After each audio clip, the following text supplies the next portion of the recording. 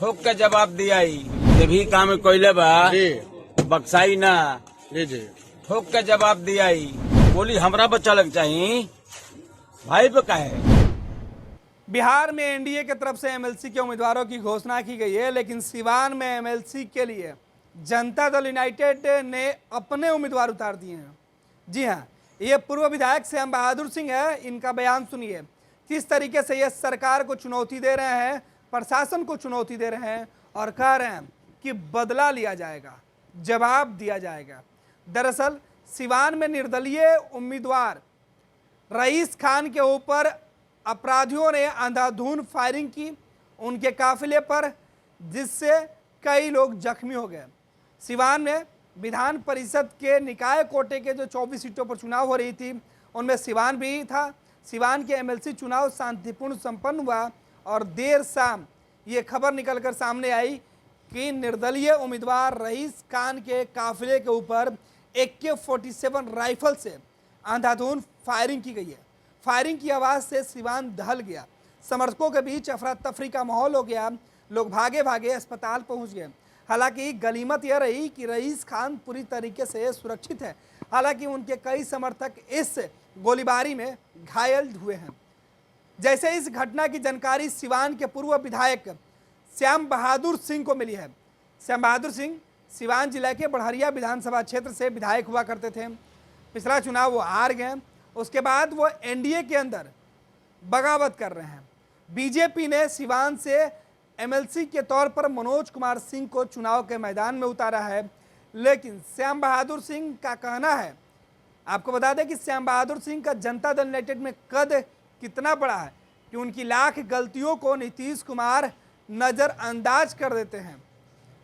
शराब बंदी का मुद्दा हो या अन्य, जिस पर नीतीश कुमार किसी को नहीं छोड़ते, अधिकारियों तक को नहीं बकसते हैं, उस शराबबंदी के मामले पर नीतीश कुमार श्याम बहादुर सिंह के बयान और उनकी हरकतों पर चुप्पी साध लेते हैं। अब यही श्याम बहादुर सिंह कह रहे हैं कि उन्होंने अपने उम्मीदवार को मैदान में उतारा था, जिसके ऊपर यह हमला हुआ है। यह हमला उस उम्मीदवार के ऊपर नहीं बल्कि श्याम बहादुर सिंह के ऊपर होना चाहिए था। श्याम बहादुर सिंह गुस्से में लाल पीले हो रहे हैं, चेतावनी दे रहे हैं। कानून के रखवाले सुशासन की सरकार में जनता दल यूनाइटेड का जो सबसे बड़ा मूल मंत्र था कि हम किसी को बचाते नहीं, किसी को फंसाते नहीं, नीतीश कुमार का यह बयान, जनता दल यूनाइटेड के नेता अब कानून की धज्जियां उड़ाने के लिए, कानून पर से उनका भरोसा नहीं है, वो कह रहे हैं कि जिस व्यक्ति ने भी उनके उम्मीदवार के ऊपर हमला करवाया है उसे वो बख्शेंगे नहीं, इसका जवाब दिया जाएगा, माकूल जवाब होगा। देखना है कि सिवान की सियासत में एमएलसी चुनाव के बीच गोलियों की तड़तड़ाहट की गूंज कितनी दूर तक सुनाई देती है। हालांकि जिस तरीके से शुरुआत हुआ है, अंजाम उतना ही बुरा होने के अंदेशा सिवान के लोगों के सता रहा, और यही वजह है कि सिवान के लोग अब सहमे हुए हैं कि कहीं एक बार फिर से गोलियों की तड़तड़ाहट से इलाका न गूंज उठे। हालांकि श्याम बहादुर सिंह ने जिस तरीके से चेतावनी अपने विरोधियों को दी है, रईस खान के दुश्मनों को दी है जो उनके ऊपर गोली चला रहे थे, उसके बाद जाहिर सी बात है कि सिवान में एक बार फिर से आपसी टकराहट की तस्वीरें दिखनी शुरू हो गई है। लेकिन जब ही काम कोयले बा जी बक्साई ना जी जी ठोक के जवाब दिया ही जी गोली हमरा पर चलक चाहिए। जी हम एमएलए नहीं 15 साल, भाई का हम लड़ा होता नहीं तो गोली हमरा पर चलक चाहिए, भाई पे का है।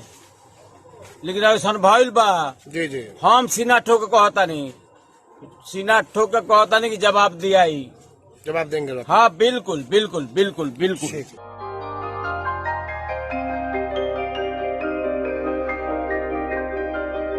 इस कोविड पेंडेमिक में सब ये शहर छोड़कर अपने शहर अपने घर चले गए। हम लोगों का अपना शहर तो है, लेकिन वहाँ अपना घर नहीं।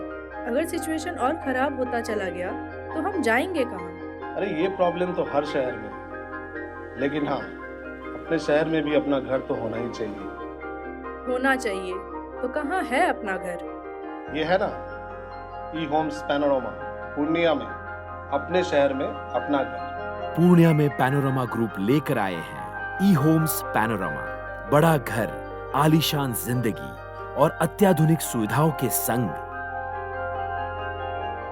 ई Homes Panorama, luxurious lifestyle redefined.